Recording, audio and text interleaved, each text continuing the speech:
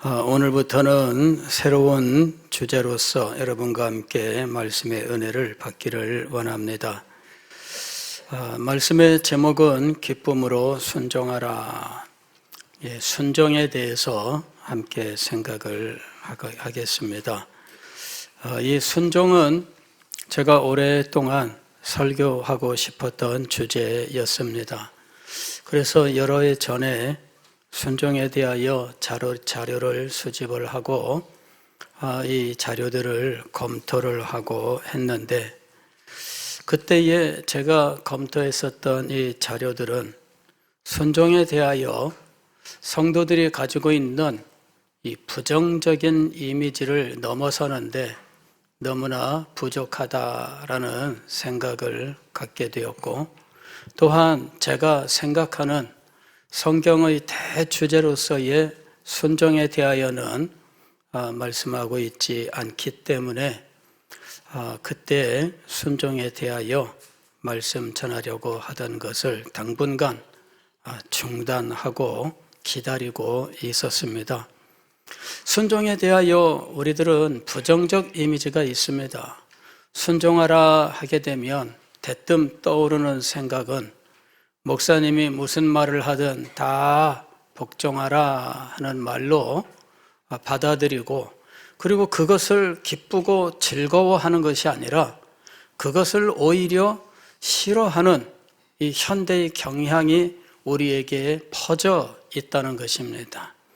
그래서 순종하라 하는 말은 목사로서 상당히 부담스러운 말일 수밖에 없습니다.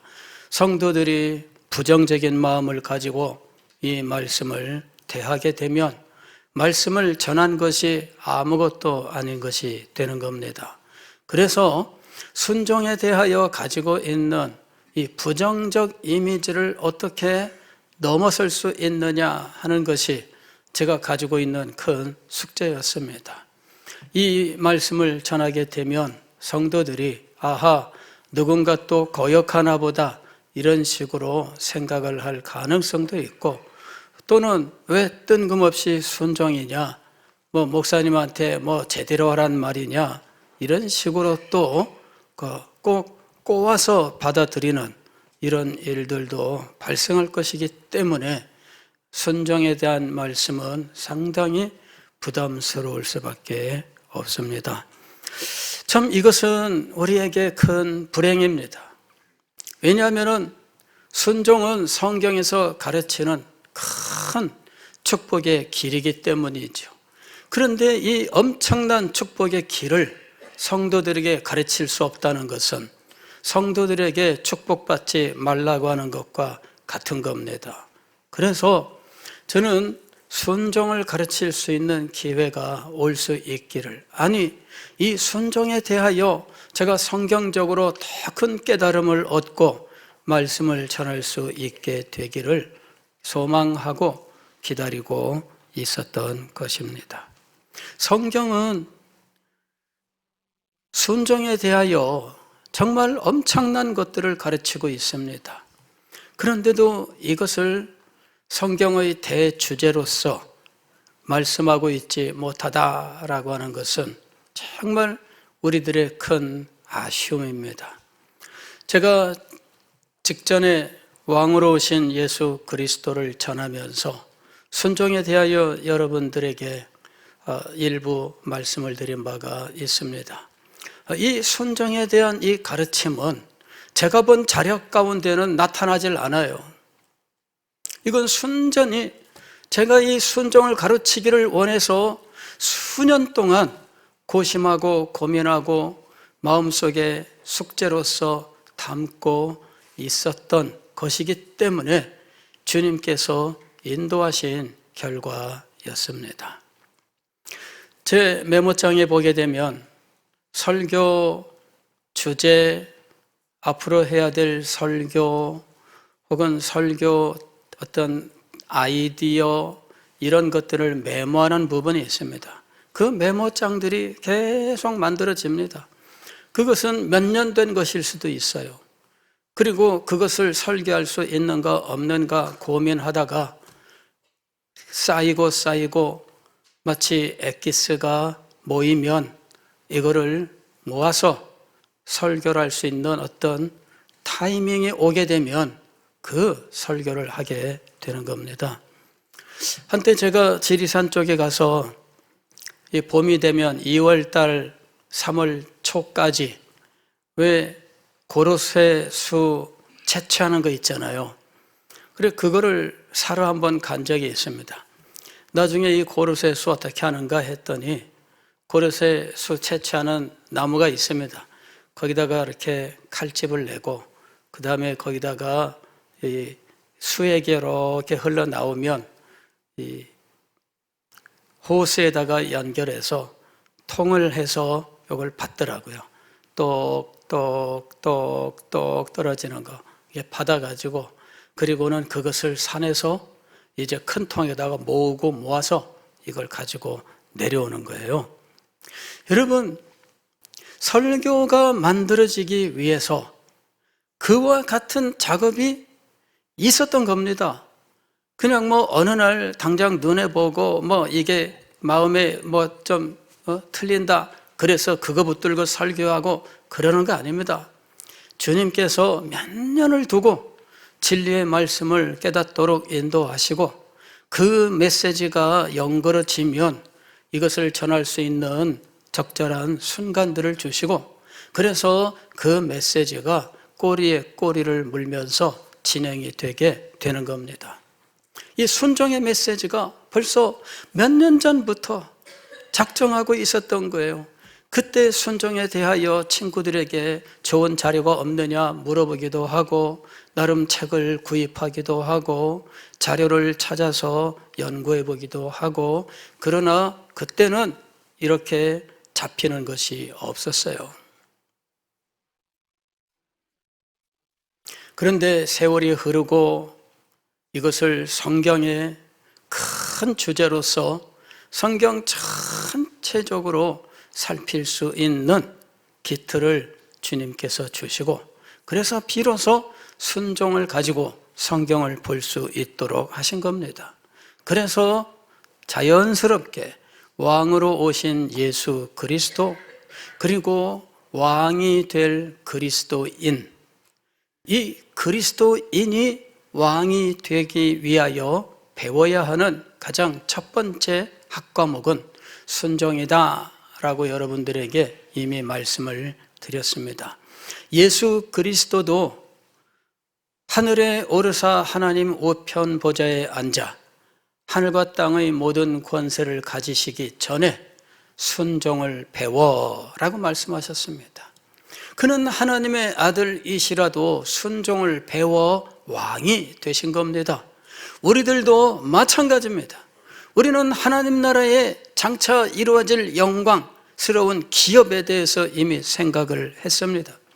그런데 그 기업을 받기 전에 우리가 배워야 되는 것이 있는데 바로 순종이다라는 것입니다.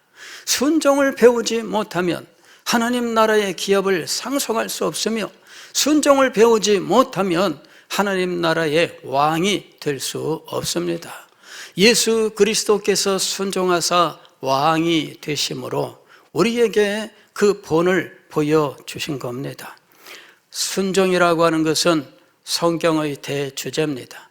창세기로부터 요한계시록에 이르기까지 순종은 도도하게 흘러가는 거대한 주제였던 것입니다.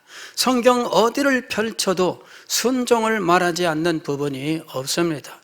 제가 오랫동안 언약에 대해서 연구하고 묵상을 했습니다. 그런데 순간 깨닫게 된 것은 언약에서 어느 언약이든 순종을 조건으로 하고 있다라는 것이었습니다. 이것은 너무나 놀라운 깨달음이었습니다. 저는 지금까지 행위 언약만 순종을 요구하고 있다고 배웠습니다. 그리고 그 배움을 따라서 행위 언약만 순종을 가르치는 것으로 알고 저도 그렇게 가르쳐 왔습니다. 그러나 언약에 대해서 여러 해 동안 연구하고 고민하고 묵상하고 하는 가운데 어느 순간 탁 하고 연결이 되는데 어느 언약이든 순종 없이는 말하지 않는다라는 것이었습니다. 아브라함의 언약도 순종을 말씀하고 시내산 언약도 순종을 말씀하고 다윗의 언약도 순종 때문입니다. 여러분, 새 언약도 순종 없이 새 언약을 말씀하는 것이 아닙니다. 새 언약을 말할 때 보통 사람들은 믿음만 이야기합니다. 그러나 여러분, 우리가 신학 서적을 보게 되면 새 언약에 대한 교훈 가운데 언제나 믿음과 더불어 순종이 등장하고 있다는 것을 알 수 있습니다. 그런데 어느 순간 우리가 새 언약을 말하는데 순종을 빼고 말하기 시작을 한 겁니다. 순종을 말하면은 믿음을 죽이는 것처럼, 그리하여 믿음의 도리가 사라지는 것처럼, 그리하여 어느 사람들은 믿음을 강조하기 위하여 순종을 없애버리는 이런 일들이 있었던 겁니다. 새 언약에 들어가는 것은 믿음으로 들어가는 것이지만 새 언약의 축복을 성취하는 것은 순종이 있어야 하는 것입니다. 그래서 순종이 없는 언약은 없다라고 하는 것입니다. 이것은 너무나 놀라운 것입니다. 모든 언약에 순종을 요구하고 있다는 것은 성경 전체가 순종을 요구하고 있다는 것과 똑같은 이야기입니다. 그리고 항상 순종을 요구할 때에는 축복을 겸하여 말씀하고 있다는 겁니다. 순종과 축복은 항상 함께 제시되고 있어요. 아담에게 주었던 순종의 언약인 행위 언약도 항상 생명, 영생을 축복으로 제시하고 있었습니다. 아브라함에게도 순종과 축복이 함께 제시가 되었고 시내산 언약도 순종과 축복이 함께 제시가 되었습니다. 성경은 순종과 축복을 항상 한 짝으로 제시하고 있는 것입니다. 그러므로 축복을 원하는 사람들은 언제나 기억해야 될 것은 순종입니다. 순종을 알지 못하고서는 축복도 아무런 상관이 없다 하는 것입니다. 여러분, 순종이 얼마나 중요한지를 알아야 됩니다. 순종은 그냥 우리가 간단하게 그냥 순종해야 돼 그렇게 하고 넘어갈 주제가 아니고 정말 많은 시간을 들여서 성경 전체적으로 이 순종을 어떻게 가르치고 있는지 그 모든 원리들 그리고 그 모든 요구들 그 축복들을 깊이 생각해 보아야 할 주제인 것입니다. 주님께서 이번 기회에 우리에게 순종을 가르치시고 우리의 삶에 순종이 이루어져 순종과 함께 약속하신 축복이 임하는 기회가 되시기를 주의 이름으로 축원합니다. 순종은 피조물로서 우리 인간이 하나님께 대하여 당연히 가져야 하는 자세이며 구원받은 하나님의 백성들이 구원자 예수 그리스도에 대하여 당연히 가져야 하는 자세입니다. 그러나 하나님은 이 당연한 일에 축복을 선물로 약속해 주셔서 우리의 순종을 더욱더 격려하시고 순종의 길로 나설 수 있도록 우리를 권면하고 계셨다 하는 것입니다. 마땅한 것이지만 거기에 엄청난 축복을 약속하셔서 이 순종을 기쁨으로 즐겁게 자원하여 행할 수 있게 하셨던 것입니다. 그래서 오늘 말씀의 주제가 기쁨으로 순종하라 하는 것입니다. 오늘 우리가 읽은 성경 말씀은 순종의 탁월성에 대하여 너무나 유명한 말씀입니다. 이 말씀 가운데에서도 보석처럼 빛나는 것은 순종이 제사보다 낫고 듣는 것이 순양의 기름보다 나으니라는 말씀입니다.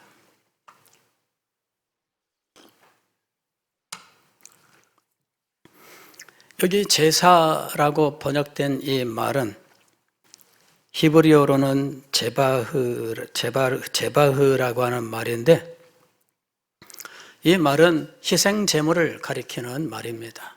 순종이 희생 제물보다 낫고, 그 다음에 듣는 것이 순양의 기름보다 나으니, 순양의 기름은 번제물의 상징입니다.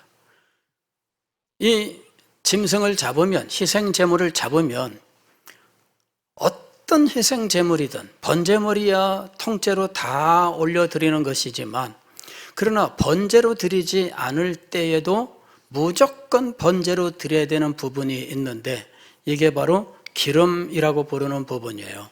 이건 뭐냐면은 이 희생 제물의 내장이죠. 내장에는 사실은 내장 지방이라고 하는 것이 있어요. 이것이 덕지덕지 붙어 있는데 이 부분을 통째로 번제로 드리게 돼 있어요. 그래서 이 부분은 무조건 어떤 희생 제물이든 하나님 앞에 번제로 드려야 되는 부분입니다. 그래서 이게 순양의 기름이라고 하는 것이죠. 이 부분은 하나님 앞에 무조건 드려야 되는, 그래서 어떤 제사 형태를 가지든 하나님께 반드시 드려야 되는 이런 의미를 가지는 것입니다.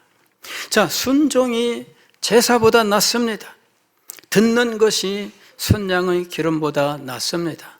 이 말을 오늘 우리식으로 해석을 하면, 예배가 순종이 예배보다 낫고 찬양이 찬양이 제사보다 낫다. 순종이 제사보다 낫다. 이런 말이죠. 예. 그러니까 예배가 정말 탁월한 거잖아요. 교회 안에서 예배보다 탁월한 것은 없습니다. 예배가 가장 우선적이고, 예배를 세우기 위하여 다른 모든 것들이 존재한다 할 만큼 예배는 정말 중요한 것이죠. 제1 우선순위를 가지고 있습니다. 그런데 이 예배보다 더 탁월하다라고 말한다면 받아들일 수 있을까요? 예배는 정말 소중한 것이고 예배는 정말 영광스러운 것이잖아요. 심지어 우리 교회법에도 보면은 예배 방해 행위에 대해서는 현장에서 즉결 처분을 할 수 있게 되어 있습니다. 예배 방해, 이거는 현장에서 바로 징계를 할 수가 있어요.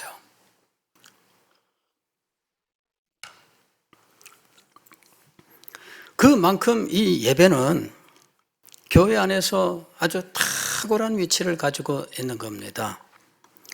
그런데 오늘 성경 말씀은 순종이 예배보다 낫다 이렇게 말씀하고 있다는 겁니다. 즉 순종이 예배보다 더 탁월하다 이렇게 얘기하고 있는 겁니다. 도대체 이게 무슨 말일까? 우리가 알고 있던 상식을 파괴하는 말씀입니다. 예배보다 더 탁월한 것이 존재할 수 있을까? 오늘 우리는 이 본문의 배경 속에서 이 말씀의 의미를 참되게 깨달아야 할 것입니다. 본문의 배경은 사무엘상 15장의 아말렉과의 전쟁에서 나오고 있습니다. 하나님께서 이 아말렉과 전쟁을 명령하십니다. 그러시면서 아말렉을 치고 그들의 소유를 남김없이 진멸하라 이렇게 말씀하셨던 겁니다. 하나님께서 아말렉을 치라고 명령하신 이유가 계속해서 이 사무엘상 15장에 말씀되어 있는데, 이스라엘 백성들이 애굽 땅에서 나올 때 아말렉 족속이 이 이스라엘 백성들을 가로막았던 거죠. 그때 했었던 유명한 전쟁이 있습니다. 여호수아가 아말렉과 전쟁을 하러 나가고 모세는 산 위에서 손을 들고 전쟁 동안 이 이스라엘 백성들을 위하여 하나님 앞에 기도하고, 너무 시간이 많이 걸려 팔이 아파서 손이 이렇게 내려오니까 옆에서 아론과 훌이 이 팔을 붙잡아 올려서 손이 내려오지 않도록 했던 겁니다. 이유는 손이 내려오면 이스라엘 백성들이 패배하고 손이 올라가면 이스라엘 백성들이 승리하고, 그러니 이스라엘의 승리를 위하여는 팔을 들고 있어야 되는 거죠. 그래서 옆에서 조력자들이 팔을 들고 있어 결국 승리하게 되었다 하는 겁니다. 그러나 그 뒤로부터 벌써 몇백 년이 지났습니다. 그러나 하나님은 하나님의 백성들의 가는 길을 가로막았던 이 아말렉 족속에 대하여 그때 승리하게 하신 걸로 만족하지 않으셨습니다. 그때 승리로 끝난 것이 아니라 아말렉 족속에 대한 하나님의 심판이 여전히 남아 있었습니다. 그리고 그 심판을 사울 왕 때에 사울에게 명령하셨던 것입니다.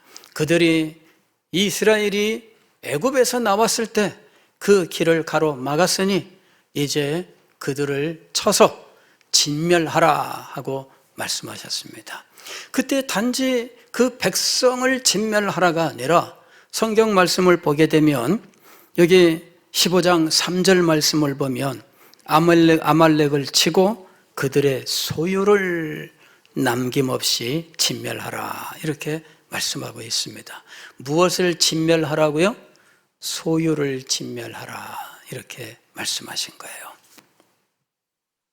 그러니까 그 백성을 치고, 일반적 전쟁이라면 백성을 치고 그 다음에 탈취물들이 있습니다. 이게 소유입니다.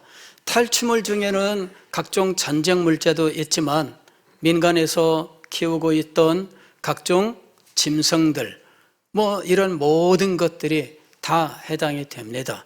그런데 이 모든 것들을 이제 모으면 이 탈취물들은 분배하여 나누게 되어 있어요. 전쟁에 참여한 군사들에게 50%를 일단 나눠주게 되어 있습니다. 그리고 이제 요 나머지 50%는 전쟁에 참여하지 않은 각 가정들, 군사를 내보낸 각 가정들에게도 나눠주게 되어 있는 거죠. 큰 승리를 하게 되면 큰 재물을 얻을 것이고 패배하면 있던 것도 빼앗기는 것, 바로 이것이 고대 전쟁의 모습입니다. 그런데 하나님께서 아말렉에게 대하여는 탈취물을 허락지 아니하셨어요. 그까지도 다 진멸하라 하고 말씀하셨던 겁니다. 그런데 오늘 여기 9절 말씀을 보면 이렇게 되어 있습니다. 사울과 백성이 아각과 그의 양과 소의 가장 좋은 것 또는 기름진 것과 어린 양과 모든 좋은 것을 남기고 진멸하기를 즐겨 아니하고 가치 없고 하찮은 것은 진멸하니라. 3절에서는 하나님께서 뭐라고 하셨어요? 그들의 모든 소유를 남기지 말고 진멸하되, 구체적으로까지 말씀하십니다. 남녀와 소아와 젖먹는 아이와 우양과 낙타와 나귀를 죽이라. 모든 소유를 진멸하라 하고 말씀하신 거예요. 그런데 9절 말씀을 보면 좋은 것은 남겼다 이렇게 이야기하고 있어요. 그리고 사무엘이 와서 이게 도대체 무슨 일인가 하고 확인하니 사울 왕이 변명하는 것이 있습니다. 20절 말씀을 보면은 사울 왕이 이렇게 이야기합니다. 사울이 사무엘에게 이르되 나는 실로 여호와의 목소리를 청종하여 그랬습니다. 나는 실로 여호와의 목소리를 청종하여. 청종이란 말은 순종이란 말과 동일한 말입니다. 우리말로는 청종으로 번역할 때도 있고 순종으로 번역할 때도 있는데 동일한 말입니다. 듣는다라는 말입니다. 내가 여호와의 목소리를 듣고 말씀을 듣고 여호와께서 보내신 길로 가서 아말렉 왕 아각을 끌어왔고 아말렉 사람들을 진멸하였습니다. 자, 여기서 진멸은 누구를 진멸한 거예요? 소유를 진멸한 것이 아니라 사람을 진멸했습니다. 사람 중에서도 왕은 남겨뒀어요. 왕은 남겨두었고, 그 다음에 21절 말씀을 보면 다만 이렇게 하면서 그 다음에 나와요. 백성이 그 마땅히 멸할 것 중에서 가장 좋은 곳으로 길갈에서 당신의 하나님 여호와께 제사하려고 양과 소를 끌어왔나이다.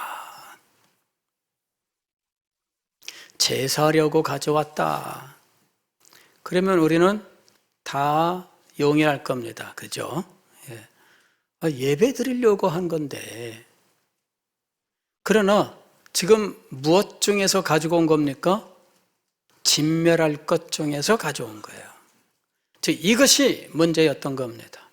하나님의 말씀을 순종했다고 생각하는데, 그리고 자기가 하나님의 말씀을 순종한 증거로서 몇 가지 사실들을 이야기하는데, 알고 보니까 하나님의 말씀에 전적으로 순종한 것이 아니라 부분적으로 선택적으로 순종했다 하는 것입니다.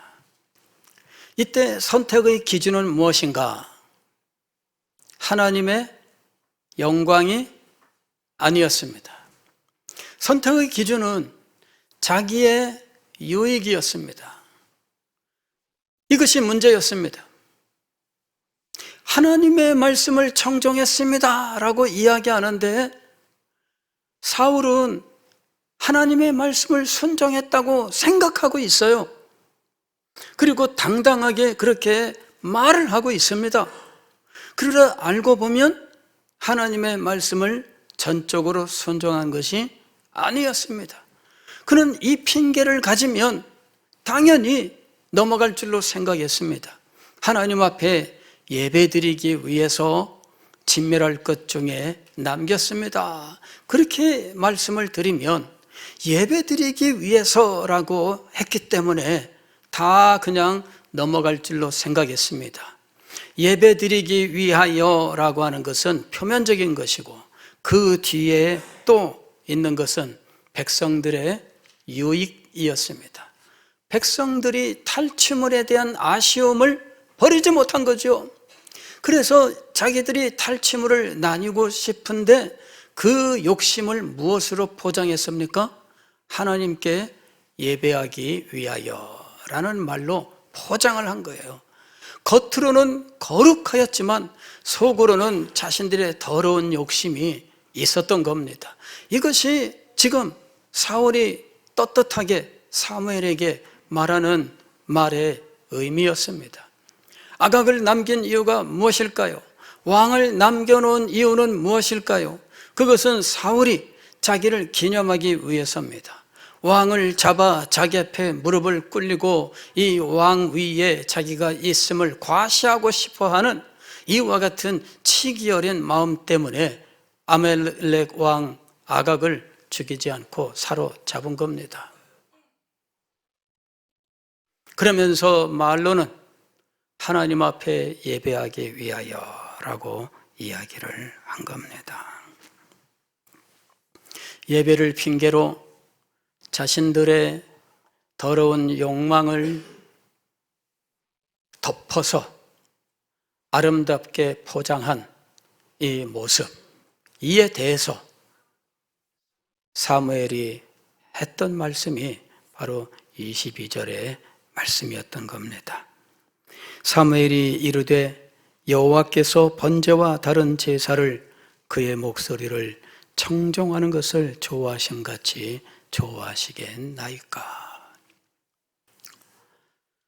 조금 제물을 준비하여 거창하게 예배의 모습을 보여주면 하나님께서는 다른 모든 것을 다 덮고 넘어가실 것인가?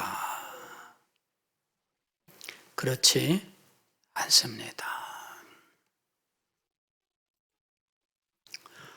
우리가 하나님의 말씀을 순종하는가 순종하지 않는가, 가만히 우리의 행동의 동기들을 살펴보면 사실은 사울 왕과 별로 차이가 없습니다.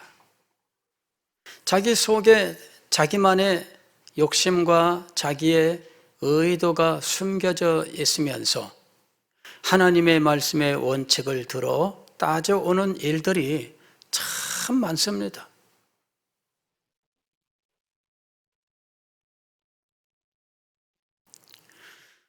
사울 왕도 사무엘이 정면으로 지적을 하고 그리고 정말 극단적인 하나님의 말씀에 선포하기 전까지는 결코 굴복하지 않았어요.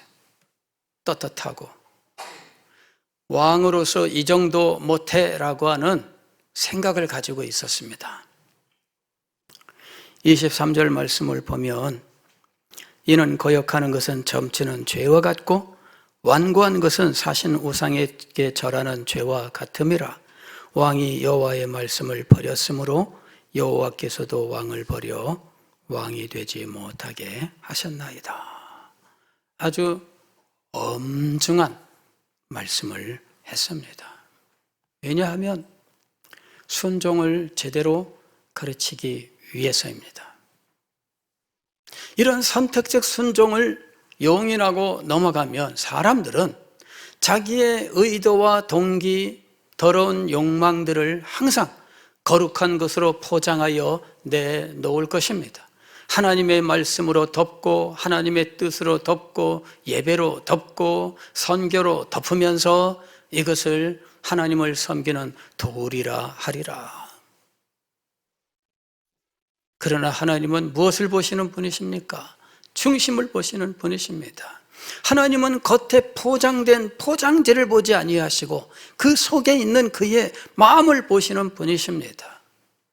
그래서 이것을 가르치기 위하여 지금 엄중한 말씀이 선포된 겁니다.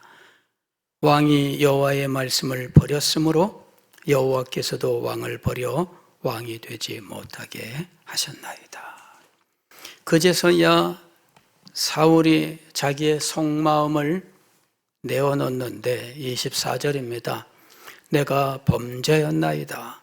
내가 여호와의 명령과 당신의 말씀을 어긴 것은 내가 백성을 두려워하여 그들의 말을 청종하였음이니이다.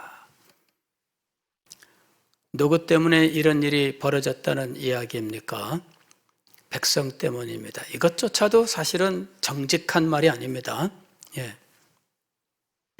일부 진실은 있어요.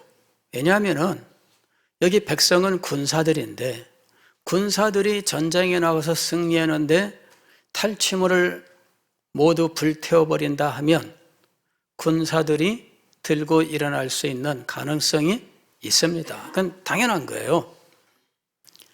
그러나 그것을 하나님의 말씀에 순종해야 되는 당연한 도리로 그 백성들의 당연한 요구나 이런 어떤 그 불만들을 실상은 진정시켜야 되는 것이 왕이 가져야 하는 자세입니다.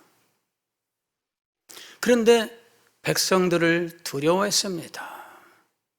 백성들을 두려워하여 이것을 남겼는데 알고 보면 백성들을 두려워한다는 말로 또 다른 자기의 욕망을 숨긴 거예요. 백성들이 50%를 가질 때 왕은 또 자기의 몫을 받게 되어 있습니다.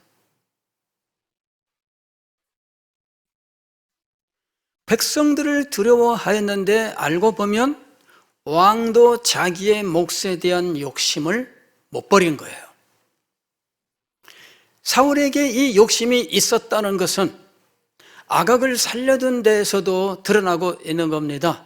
그는 아각을 살린 것으로 자기의 명예를 나타내고 자기의 권능을 드러내기를 원했습니다. 아울러서 좋은 것들을 남겨 실리도 함께 취하기를 원했던 것입니다. 그런데 이 모든 욕심들을 지금 백성들을 두려워함이라고 하는 걸로 또다시 포장하고 있는 겁니다. 까도 계속 껍데기가 나오는 양파 껍질처럼 지금 이 사울 왕은 계속해서 변명과 변명으로 일관하면서 자기 속에 있는 이것들을 참되게 고백하지 않고 진실된 회개에 나아가지 못했던 것입니다. 그는 하나님도 왕을 버려 라고 하는 이 일을 벗어날 수가 없었습니다. 결국 하나님께 버림받은 사울 왕은 몸부림치다가 다윗을 죽이고자 그렇게 애를 쓰고 나중에는 결국 전쟁터에서 죽고 말았던 것입니다. 그는 벗어나기를 원했지만 결코 벗어날 수 없었습니다. 이미 그는 이때 버림을 받은 거예요. 하나님의 말씀을 순종하는 것이 얼마나 엄중한 일인지를 제대로 깨닫지를 못했고 여러 가지 좋은 말로 포장하다가 하나님의 말씀을 온전히 순종하지 아니하여 버림을 받았던 것이죠. 그때 사무엘이 사울 왕에게 했던 말씀이 순종이 제사보다 낫고 듣는 것이 순양의 기름보다 나으니 아무리 거룩하고 좋은 것으로 포장을 해도 진실된 것에 미치지 못하는 것이죠. 진실된 순종이 있어야 돼요. 예배라고 하는 것을 포장하면 될까요? 거룩함을 포장하면 될까요? 교회가 하는 가장 아름다운 사역으로 포장을 하면 될까요? 아닙니다. 가장 중요한 것은 하나님의 사람이 되는 겁니다. 하나님의 사람이 되기 위하여 우리에게 가장 필요한 것은 순종입니다. 하나님의 사람이 되기 위하여 가장 필요한 것은 예배 아닐까요? 근데 그 예배를 예배되게 하기 위하여 먼저 무엇이 있어야 된다고요? 순종이 있어야 된다는 거예요. 예배를 예배되게 하기 위한 진실됨이 우리에게 먼저 있어야 돼요. 이것 없이 예배라고 하는 형식으로 나아가면 안 됩니다. 예수님께서도 교훈하셨습니다.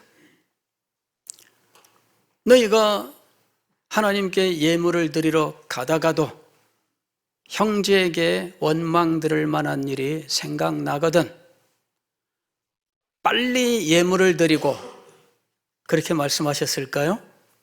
아닙니다. 빨리 예물을 드리고가 아니라 예물을 그 자리에 놓고 그랬습니다. 예배가 급한 것이 아니다 그 얘기입니다. 무엇이 먼저 있어야 됩니까? 화평케 하는 일이 먼저 있어야 된다. 즉 예배를 예배되게 하기 위한 것이 우리에게 있어야 돼요.